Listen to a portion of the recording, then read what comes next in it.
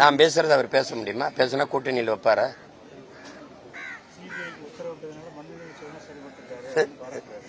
கையால் ஆகாததுன்னா வேற ஆள்கிட்ட கொடுக்குறோம். சாதி வாரி கணக்கெடுப்புனா மத்திய அரசு எடுக்கணும், இதுன்னா எடுக்கணும். இங்க வந்தா மாநில உரிமை, மாநில தன்னாட்சி, இதெல்லாம் மாநில உரிமையில வருதா? சிபிஐ விசாரணையில இவ்வளவு பெரிய காவல்துறை, ஏன் காவல்துறையை நான் கவலைப்படுத்துறேன். எப்படியா அடிச்சு கொல்ல தெரிகிற காவல்துறை, அவ்வளவு வலிமையான காவல்துறை விசாரிச்சு நீதியை நிலைநடத்தியத இது என்ன? இன்னும் இந்த மக்களை ஒரு பைத்தியக்கார பயில கூட்டம் தான் நினைச்சிட்டு நீங்க அலைகிறீங்க. என்ன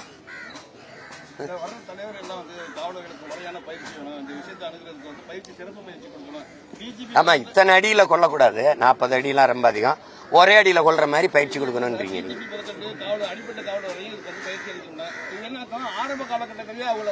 பயிற்சி அளிக்காத காவல்துறை, பயிற்சி அளிக்காம காவல்துறை பணிக்கு ஏன் எடுத்த? மனிதாபிமானத்துக்கு என்ன பயிற்சி கொடுப்பிய? மனிதாபிமானத்துக்கு என்ன பயிற்சி? ஒரு அடிப்படை தகுதிங்க ஹியூமன் பீயிங்கிறது. ஒவ்வொரு மனிதனுக்கு இருக்கிற அடிப்படை தகுதி மனிதாபிமானங்கிறது. அதுக்கு பயிற்சி கொடுத்து எப்படி பண்ணுவீங்க?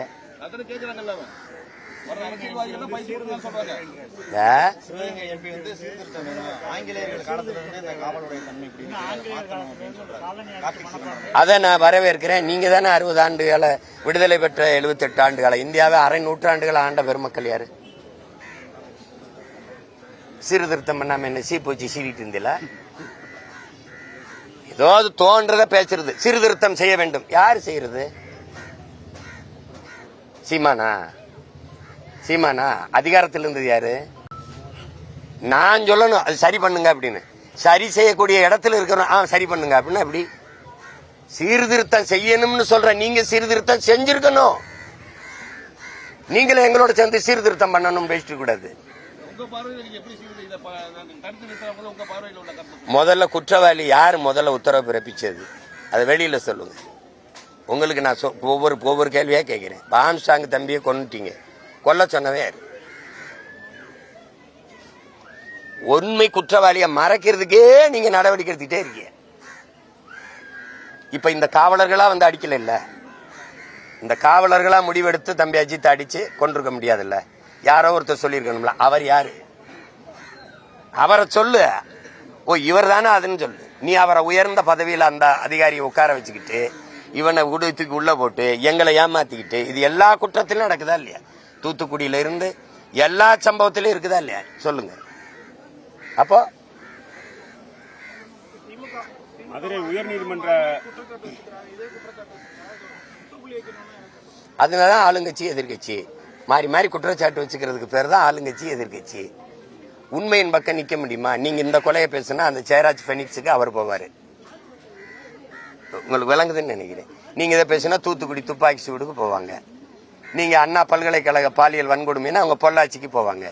2 ஆட்சியும் கேடுகட்ட ஆட்சிங்கனால ஒருத்தர் மாறி மாறி இப்படி பேசிக்கிட்டு அப்படியே போவாங்க. அதான் வேற என்ன சொல்ல முடியும்? மதுரை உயர்நீதிமன்ற அமர்வு வந்து சிபிஐ விசாரணை ஆகஸ்ட் 20ஆம் தேதிக்குள்ள முடிச்சு அறிக்கை தாக்கல் பண்ணணும்னு சொல்லி ஒரு உத்தரவு. வரட்டும், என்ன விசாரிக்குதுன்னு பாப்போம். இதுக்கு சிபிஐ விசாரணை மட்டும் என்ன உண்மையான இவற்றிலிருந்து உத்தரவு போச்சுன்னு சொல்லிருச்சுன்னா பாப்போம். சொல்ல விடுமா அந்த அதிகாரம்னு பாருங்க.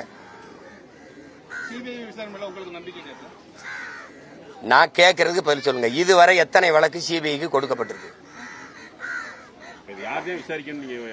நீங்க நேர்மையின் பக்கம் உண்மையா விசாரிக்கணும். எந்த கொம்பனா இருந்தாலும் யாரா இருந்தாலும் தன் ஆட்சியிலே இருந்தாலும் தவறு என்று நடவடிக்கை எடுக்கணும். அவன் தான் நேயாவான், அவன் தான் நல்ல ஆட்சியாளன், நேர்மையாளன்.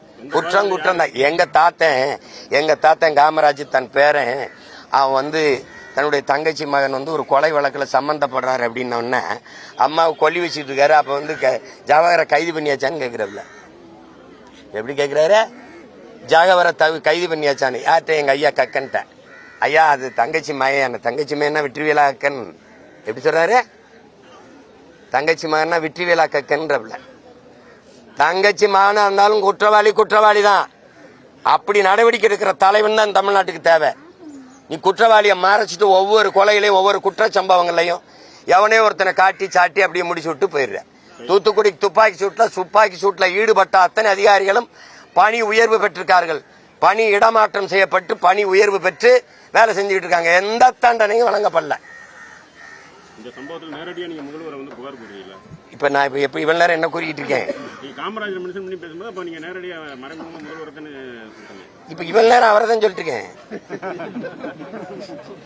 அரசியல் கேள்வி இப்போ மும்முனை போட்டி தான் நடக்க போகுது. இது உயிர் பிரச்சனை. இத பேசுவோம். அதை காலையில கூட பேசுனேன், நாளை கூட பேசுவேன். உயிர் பிரச்சனை. நீதி நிலைநாட்டணும். நீ எங்களுக்கு சும்மா 3 சென்ட் எங்க கொடுத்து 1 சென்ட் 2000 ரூபாய்க்கு விற்கிறது 1000 ரூபாய் இந்த இதெல்லாம் கொடுத்து சரி பண்ணிட முடியாது. உயிர் விலை மதிப்பற்றது, உன்னதமான உயிர். அவன் கனவுகளோடு இருந்த ஒரு பிள்ளை, ஒரு தாய் தன் பிள்ளை இழந்து நிற்கிறா. இந்த வலிக்கு எந்த நிவாரணமும் இந்த உலகத்தில் ஈடுகட்ட முடியாது. தாயின் கண்ணீருக்கு இங்க எவன் எதை எழுதி கொடுத்து ஈடுகட்டுவேன்? நீங்க அது பேச்சு கிடையாது. எனக்கு வேண்டியது அவ்வளவு அவசரமா அவனை கூட்டிட்டு போய் அடிச்சு விசாரிக்க சொல்லி உயிர் போகிற அளவுக்கு அடிச்சு விசாரிக்க வேண்டிய நெருக்கடியை கொடுத்தா ஆள் யார்? அதை முதல்ல வெளியில கொண்டு வர அந்த அதிகாரி யார்?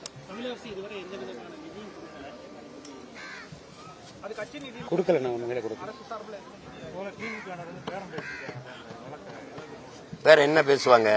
இதுவரை எல்லா இடத்துலயும் அதான் நடந்திருக்கு. இப்ப தெரியுதா குற்றவாளி யாருன்னு? நீ நியாயவான், எதுக்கு பேரம் பேசுற? எதுக்கு பேரம் பேசுற? என்ன தவறு வேணாலும் செய்யலாம், அதுக்கு பணத்தை கொடுத்து சரி பண்ணிடலாம்னு இருந்தால் அது நாடா இருக்குமா சுடுகாடா இருக்குமான்னு பாருங்க. இது ஒரு ஆட்சி முறைதானான்னு பாருங்க. ஒரு ஆட்சி முறைதானா அப்படின்னு பாருங்க.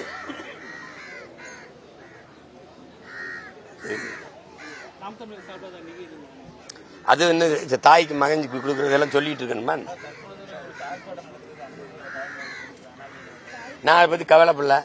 நான் தடையை மீறி ஆர்ப்பாட்டம் செய்வேன் தான் வந்தேன். இப்ப தந்திருக்காங்க, இந்த மேடை போட்டுக்கிட்டு இருக்காங்க, போவேன். இது மாதிரி 100 கேள்வி வச்சிருக்கேன், கேட்பேன். இப்ப நீங்க இதை போடுவீங்களான்னு தெரியலையே. யாரு